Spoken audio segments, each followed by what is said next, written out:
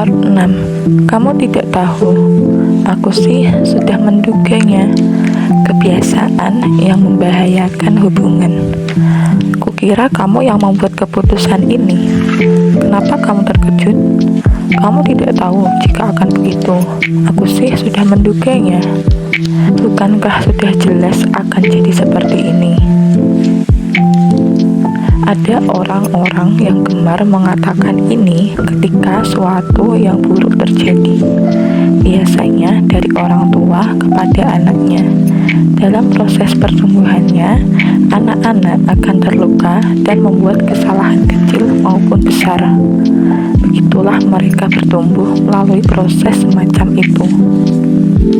Akan tetapi, banyak orang tua yang membuat asumsi negatif atau membuat anak merasa malu dengan berkata, "Sudah ibu duga, suatu saat kamu akan membuat masalah ketika anak membuat kesalahan kecil." Banyak orang menunjukkan sikap tahu segalanya karena itu adalah anak-anak mereka. Mereka berbicara seakan setelah menembus hingga kesalahan atau masalah yang akan dibuat oleh si anak. Namun ini adalah ilusi besar. Ilusi ini bermulai dari bias prediksi. Bias prediksi adalah kecenderungan untuk mempercayai bahwa diri sejak awal sudah mengetahui hasil dari sesuatu setelah mengetahui suatu hasil. Ini dikenal dengan sebagai efek selama ini aku sudah tahu. Orang pertama yang memperlihatkan fenomena ini adalah psikolog Amerika Darul Friskov. Dalam sebuah seminar, ia mendengar para dokter internis kompak berkomentar seperti ini tentang sebuah kasus. Pasien ini pasti mengalami komplikasi diabetes. Saya sudah menduganya. Saya juga, dilihat dari kondisinya, wajar jika pasien ini mengalami komplikasi diabetes. Semua orang berbicara dengan penuh keyakinan bahwa hasilnya adalah komplikasi diabetes dan mereka sudah menduganya akan seperti itu. Tidak ada dokter yang mengatakan tidak menduganya. Mereka seperti menegaskan otoritas mereka sebagai dokter. Namun, ia melihat ada unsur tidak ilmiah dalam pendapat mereka. Semua orang mendapat kesimpulan dan berkata bahwa hasil tersebut tidak dihindarkan. Artinya, tidak ada yang bisa menduganya sebelum hasil tersebut muncul.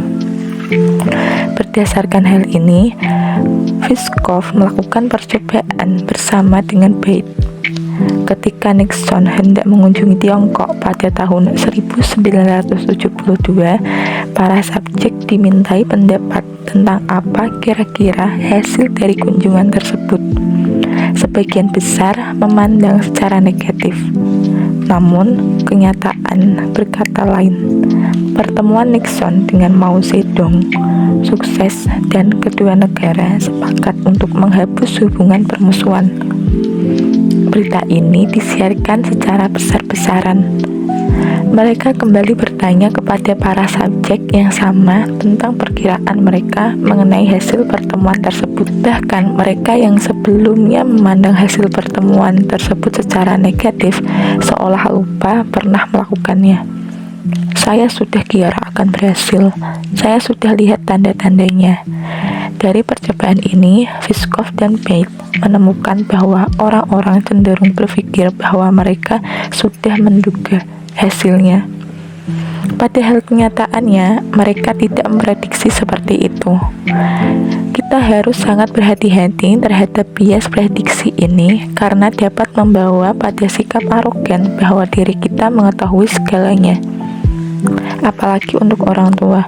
Sebagaimana yang saya bahas di depan, saat anak melakukan sesuatu yang mengecewakan dan Anda berkata sudah menduganya, Anda harus melihat bahwa komunikasi dengannya telah terputus. Bayangkan, anak Anda asik main game hari demi hari, lalu nilainya turun secara signifikan pada ujian tengah semester.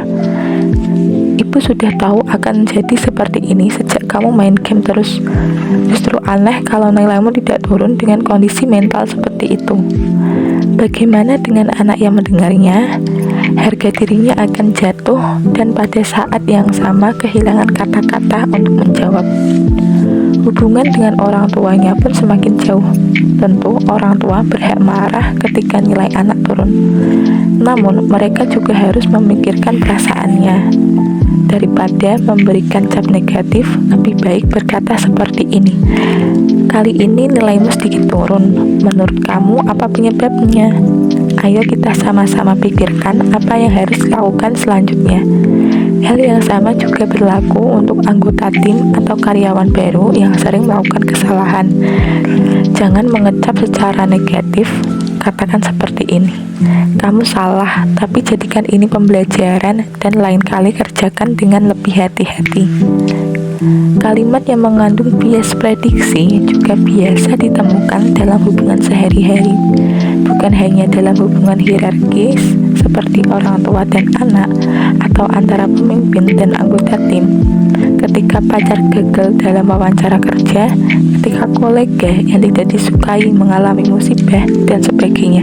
Sudah kuduga, orang yang mengatakan kalimat itu mungkin merasa superior, tetapi dia harus mengetahuinya secara pasti jika kalimat itu dilontarkan sembarangan dapat menjadi belati yang menancap ke dada orang lain, dan hubungan Anda dengannya pun akan merosot dengan cepat.